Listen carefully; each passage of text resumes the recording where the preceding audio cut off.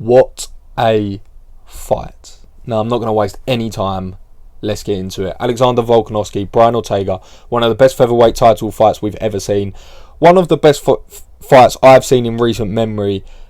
The emotions, I feel like my heart is still beating a million miles an hour. I still am not fully over it. I've watched it 3 times and it's only Tuesday. So let's talk about it. Let's get into it. I knew I was going to be making this video. I just knew it. You go back and have a look at the breakdown I've done with him and Brian Ortega. I just knew I was going to be making this video. My prediction was a 5-0 whitewash.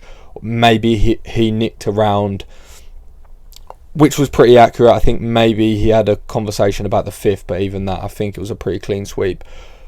But let's talk about the submissions. Let's just get into it. I'm still blown away. I am still mind blown from what I've witnessed. I watched him lose twice. I genuinely watched Alex Volkanovski lose a title twice to Brian Ortega and win it back. And then not only win it back, but to dominate. And it was one of the craziest title fights I've actually ever seen, to be honest. Because yes, there's people before who have dealt with adversity and come back 100%. Even Charlie Olives recently with Michael Chandler. But the situation of this was just very, very different. It was very different. It wasn't taking big shots. It wasn't getting knocked down. It wasn't clearing your head. It was being into extremely tight submissions from one of the best submission artists the UFC has ever seen. In some of his favourite submissions. It still has me absolutely blown away. And Alex Volkanovski he was already pretty up there already, to be honest. If you watched any of my videos before, you can pretty much see that we're his #1 fan club over here. But after that, it was just propelled to another level, because not only does it speak to the heart of him, but the conditioning as well, to be in the 3rd round and to be able to have that composure, to have that resilience, and to be able to have the strength and the brute force at the end of the day just to get out of those positions was incredible. And fair play to Brian Ortega. Fair play.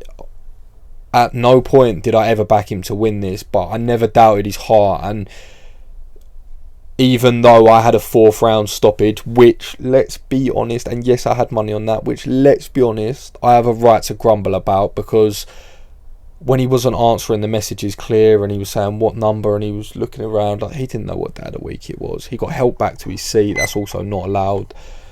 And obviously, in hindsight, Volk won, and it's a very different conversation. But he finished well, and as we saw, those submissions, one could just as well have easily happened in the 5th. So if that did happen and he were to lose, you're taking someone's title away, like he said. So I think his coach said that as well, which is true. So there was something to be said for that, but let's not focus on the negatives too much. We'll get back to the fight, because like I was saying, Brian Ortega's heart was never questioned, and the beating he took was admirable. Firstly, to take that sort of punishment, that sort of abuse, then to be able to just jump on opportunities, squeeze the life out of them as well, and then to clear his head and come back in the 5th and have a good round.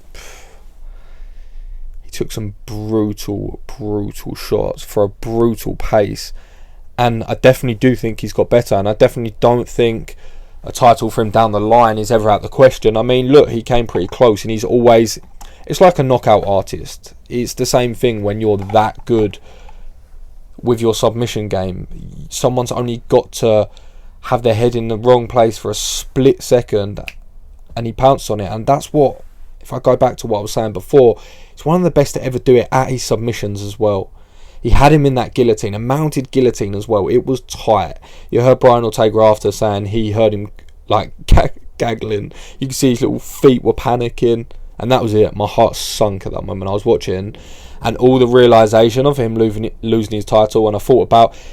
I know this is completely not the same, but he said in that moment he thought about his life sort of flashed before his eyes, and thinking about going home to his family and whatnot, losing the belt. But I also had that moment, but of just all the things that had been said, all the Ultimate Fighter, all the interviews, all the conversation back and forth, and that was just going to be it. And I genuinely had that.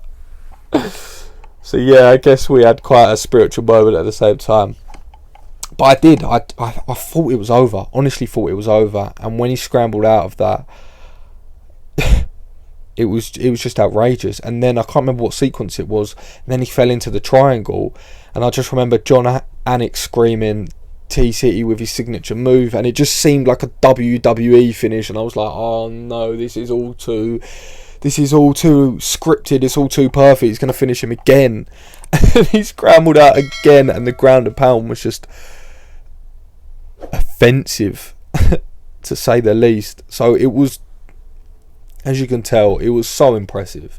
It was so impressive to have the heart, to have the endeavour, to have the conditioning, to have the will. Brian Ortega to genuinely lay it all out on the line. There's a lot to be said for his toughness, but there's also a lot to be said for have his team got to have a look there. There'll be a lot of people that will argue, well, he's always got a chance, and which is true, but I mean, I think it's close to 500 significant strikes absorbed or something around those lines against him and Max. And I knew, and I'll finish it on the last note, I know MMS doesn't play a factor into anything, it doesn't, but then again, like I said in the video before, it also sort of does sometimes as well. Not looking at results, but looking at how things played out. Because the difference between Max Holloway and Brian Ortega was incomparable. That's not something that can be fixed in a year, 2 years time, in my opinion. And then whether you think he won, whether you think he won more rounds, whatever is completely irrelevant. We have a look at what Volkanovski done to Max over 2 fights. Even what he done to him in the first fight. I just never felt like Brian Ortega could fill that void. And he came very, very close, and fair play to him, because he took his opportunities. And he said that was his game plan.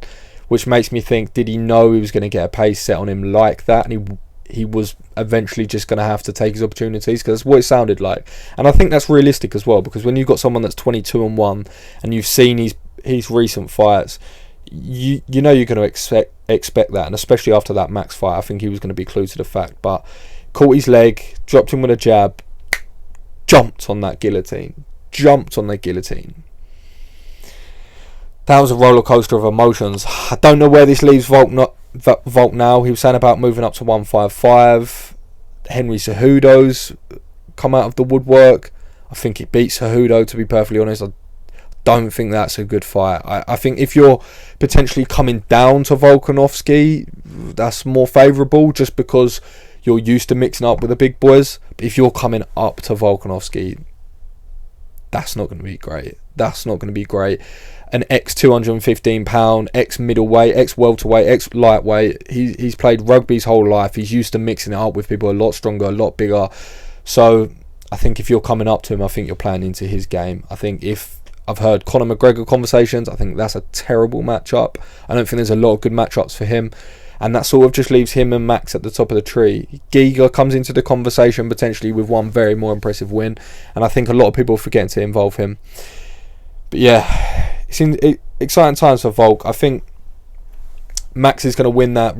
He's going to win that fight against Yair Rodriguez. I think he's going to walk through him, and I think it just sets it out for Max Volk again, which is what I think Volk needs, because I think to ultimately cap the respect that he deserves, he needs a significant win over Max. He needs an exclamation point to that free fight trilogy. So you know what to do. Get involved with the content. Hit the like, hit the subscribe. Get involved in the comments. The platform's growing. The platform is definitely growing, and it's very exciting to see a lot more people engaging. We've got some exciting things coming ahead. We've got a very exciting guest on the podcast, Lewis McGrillen, fighting out of Manchester top team, that we're going to speak to tomorrow. We've got a couple very more exciting people as well.